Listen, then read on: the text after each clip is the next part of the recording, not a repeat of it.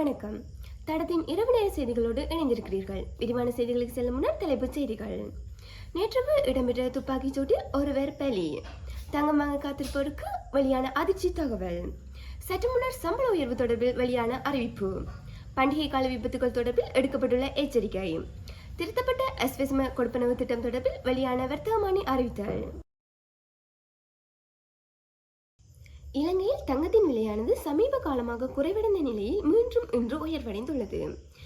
இன்றைய தங்க நிலவரத்தின்படி ஒரு அவுன்ஸ் தங்கத்தின் விலையானது 7,75,545 ரூபாவாக காணப்படுவதுடன் 24 கேரட் தங்கம் கிராம் 27,360 ரூபாவாக பதிவாகியுள்ள நிலையில் 24 கேரட் தங்கம் பவுன் 2,18,900 ரூபாவாக பதிவாகியுள்ளது. மேலும் 21 கேரட் தங்கமானது ஒரு கிராமின் விலை 23,940 ரூபாவாக பதிவாகியுள்ளது. மேலும் இன்றைய தினம் ஒரு கிராம் தங்க பவுனானது 1,01,155 ரூபாவாக பதிவாகி. இதேவேளை கொழும்பு செட்டியார் தெரு தங்க நிலவரத்தின்படி 24 கேரட் தங்கமானது 8 கிராம் 2,10,000 ரூபாவாக பதிவாகியுள்ளது. அதேவேளை அங்கு 22 கேரட் தங்க பவுனானது 8 கிராம் 1,93,200 ரூபாவாக பதிவாகியுள்ளமை குறிப்பிடத்தக்கது. நேற்று இரவு குர்நாகல் வெள்ளவ போலீஸ் பிரிவிற்கு உட்பட்ட மெரலவாவ பகுதியில் உள்ள வீடொன்றில் இனந்தெரியாத ஒருவர் மேற்கொண்ட துப்பாக்கிச் சூட்டில் காயமடைந்த தம்பதியினர் குர்நாகல் வைத்தியசாலையில் அனுமதிக்கப்பட்ட நிலையில் கணவரான மெரலவாவ பிரதேசத்தைச் சேர்ந்த 32 வயதுடைய நபரே உயிரிழந்ததாக போலீசார் தெரிவித்துள்ளனர். மேலும் காயமடைந்த 30 வயதுடைய பெண் வைத்தியசாலையில் சிகிச்சை பெற்று வருவதாக தெரிவித்துள்ளனர்.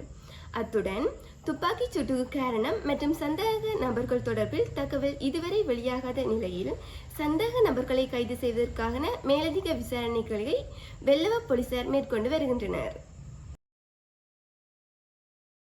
ஜனாதிபதியின் 2002ஆம் ஆண்டின் 24ஆம் இலக்க நலன்புரி சட்டத்திற்கு அமைய வழங்கப்பட்ட விசேட அதிகாரங்களுக்கு அமைவான எஸ்வெஸ்ம கொடுப்பனவு தொடர்பில் திருத்தம் செய்யப்பட்ட வர்த்தகமானி அறிவித்தல் வெளியிடப்பட்டுள்ளது. இந்நிலையில் 2024ஆம் ஆண்டு மே மாதம் 17ஆம் தேதி வெளியிடப்பட்ட எஸ்வெஸ்ம நலன்புரி கொடுப்பனவு முறைமையை ரத்து செய்யப்பட்டதாக அறிவிக்கப்பட்டு இடைநிலை மற்றும் பாதிக்கப்படக்கூடிய குடும்பங்களுக்கான இழப்பீட்டு காலத்தை 31/3/2025 வரை நீடித்துள்ளது. இருப்பினும் ஏற்கனவே பயன்களை பெற்று பல்வேறு காரணங்களால் பணம் செலுத்துவதில் தாமதம் ஏற்பட்டுள்ள பயனாளிகளுக்கும் மேன்முறையீட்டு மனு தாக்கல் செய்து தற்போது பரிசீலனைக்கு உள்ளான விண்ணப்பதாரிகளுக்கும் அவர்களின் தகமைகளை அடிப்படையில் இம்மாதம் 31ஆம் தேதி வரையில் கொடுப்பனவு மேற்கொள்ளப்படுவதாக வர்த்தகமானி அறிவித்தலில் குறிப்பிடப்பட்டுள்ளது.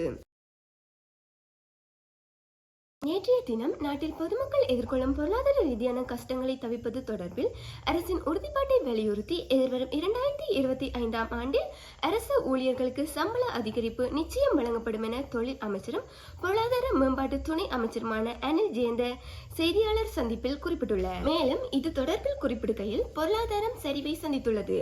2026லேயே இதை சரி செய்வோம் என்று கூறிக்கொண்டிராமல் மக்களின் நிலை அறிந்துள்ளோம் என்ற அடிப்படையில் நிச்சயமாக சம்பள உயர்வை எதிர்பார்க்கலாம் என குறிப்பிட்டுள்ளார்.